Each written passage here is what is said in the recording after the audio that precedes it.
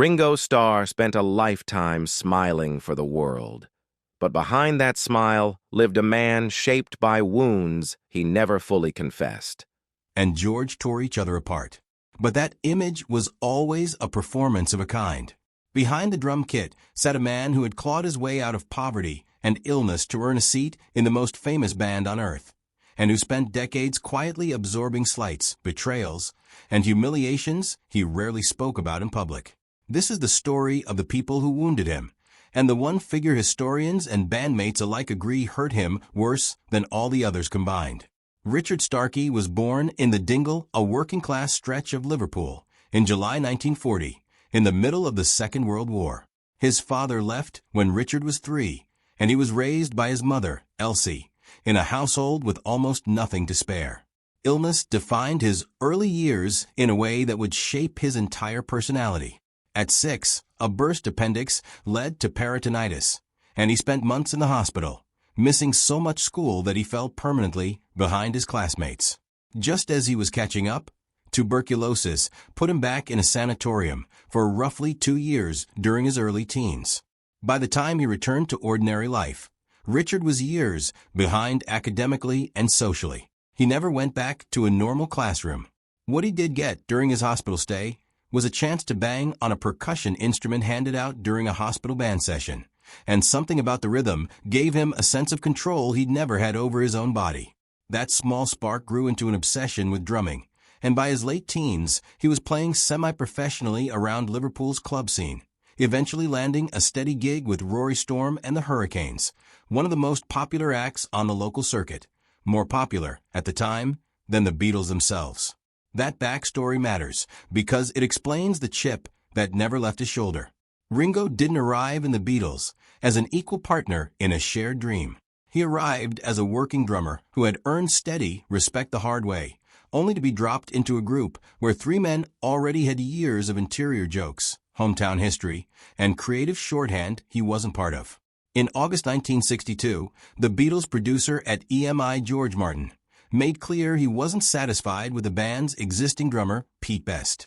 Manager Brian Epstein delivered the news, and within days Ringo, the steady, well-liked drummer from a rival band, was in. Fans in Liverpool, who already knew and liked him from the Hurricanes, accepted him almost instantly. The press and the music industry were far less kind. Because he was the last man in, and because drummers were often dismissed as the least essential part of a rock band, Ringo spent his early Beatles years fending off a narrative that he'd simply gotten lucky, that any competent drummer could have filled the chair.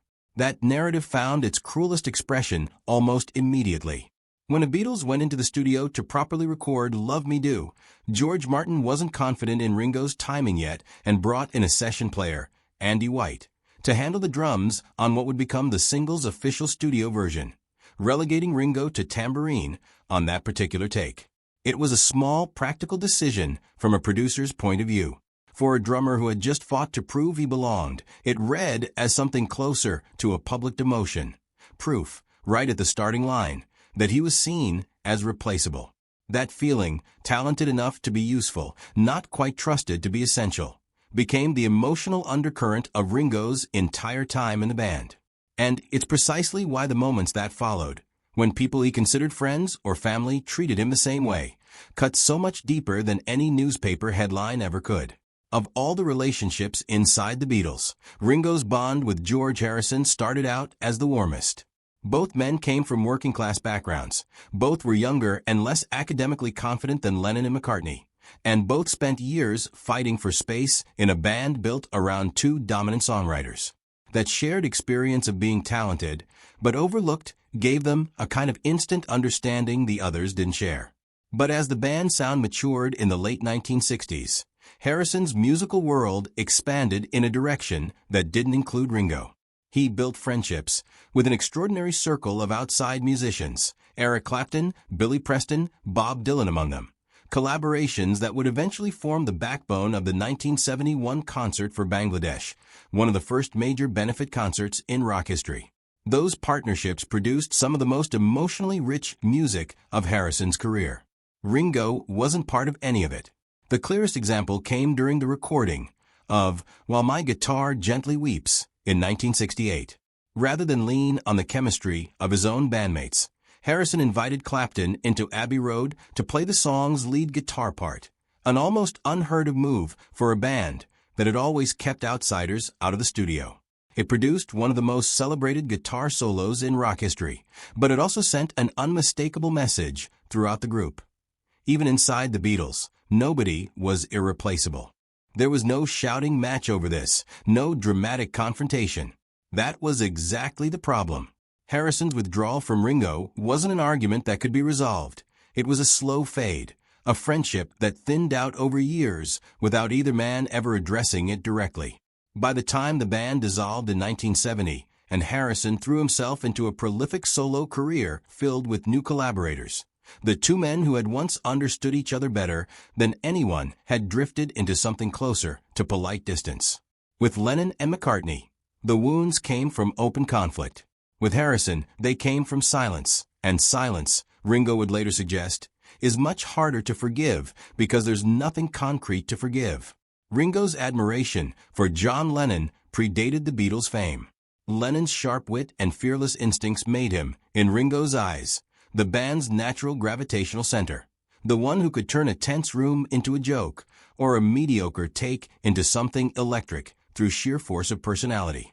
That dynamic changed dramatically in late 1968, when Lennon's relationship with Yoko Ono transformed from a private romance into something that reshaped the working culture of the band.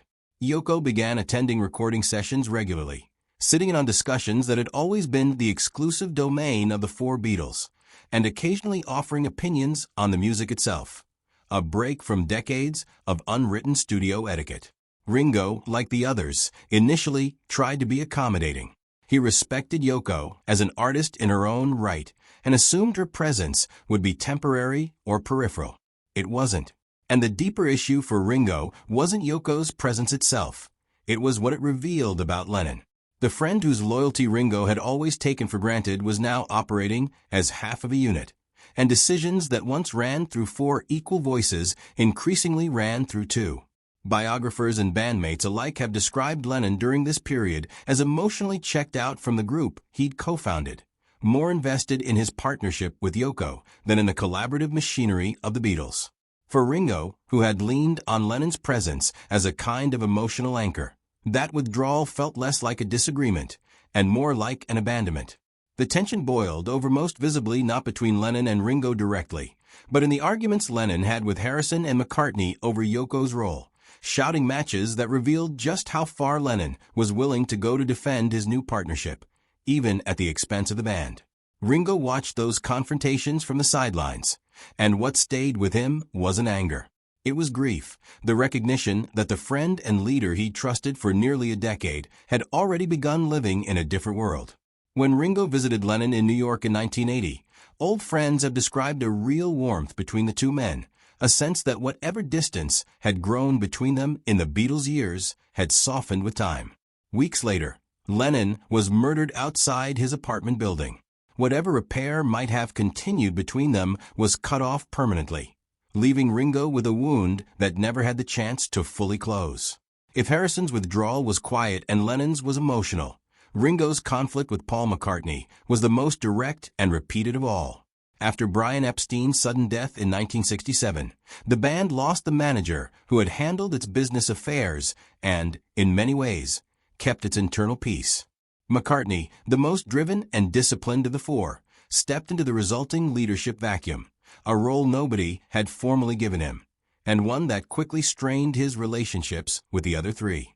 McCartney's perfectionism, which had always been part of his creative identity, intensified under the pressure of holding a fracturing band together. He became more insistent on how songs should be arranged, more involved in parts that weren't his own, and considerably less patient with takes he felt weren't working. For Ringo, already carrying years of quiet insecurity about his place in the band, McCartney's increasing control over the fine details of drum parts read as a direct challenge to his competence. That tension reached its breaking point during the sessions for the White Album in the summer of 1968. Frustrated by a drum take that wasn't matching what he heard in his head, McCartney reportedly took over the kit himself to demonstrate the part, an act that, whatever its intent, landed as deeply humiliating for a drummer who had spent his whole career trying to prove he belonged behind that kit. Ringo left the studio soon after and disappeared from the sessions for roughly 2 weeks, later admitting he'd felt like the least valued member of the band at that moment. The other 3 Beatles responded with genuine alarm. They reportedly decorated his drum kit with flowers as a welcome-back gesture when he returned, and the album's sessions continued. But something had shifted. The band had learned in the starkest terms possible that even its steadiest, most agreeable member had a limit. Ringo came back, but the underlying tension around McCartney's control never fully disappeared, resurfacing periodically for the rest of the band's existence. Decades later, time did what confrontation couldn't. McCartney became one of the people who inducted Ringo into the Rock and Roll Hall of Fame as a solo artist in 2015, and the two remained close for the rest of their lives as the band's 2 surviving members. But the memory of that summer never fully left Ringo, a reminder that even friendship forged over a decade of shared fame could curdle under enough pressure. The deepest wounds came from inside the band, but Ringo's frustrations with the wider rock world of the era added their own layer of quiet resentment. He had little patience for the self-destructive theatrics that defined some of his most famous contemporaries. Jim Morrison's on-stage unraveling, the drunkenness, the forgotten lyrics, the chaos audiences seemed to worship rather than pity, struck Ringo as a wasteful indulgence, especially for a man who had fought so hard through childhood illness just to stand upright behind a drum kit. His experience working alongside Peter Sellers on the 1969 film The Magic Christian left a similarly sour taste. Sellers, already a major comedic star, ran the set with an outsized sense of authority, reshaping scenes to center himself and dismissing input from co-stars, including Ringo. It was a small, specific echo of a much larger pattern in Ringo's life, talented people treating him as replaceable furniture rather than a genuine collaborator. Even friendships carried complications. Ringo genuinely liked Keith Moon of The Who and admired his talent, but Moon's reckless, sometimes dangerous behavior, the wrecked hotel rooms, the near disasters, made socializing with him an exercise in anxiety rather than pure fun. None of these relationships left the kind of permanent scar that Harrison, Lennon, or McCartney did. But they reinforced a worldview Ringo carried for most of his life, that the music industry rewarded chaos and ego far more often than it rewarded steadiness and loyalty, the very qualities he'd built his identity around. None of these relationships, painful as they were, compared to the damage done by one outsider who arrived at the Beatles' most vulnerable moment, Allen Klein.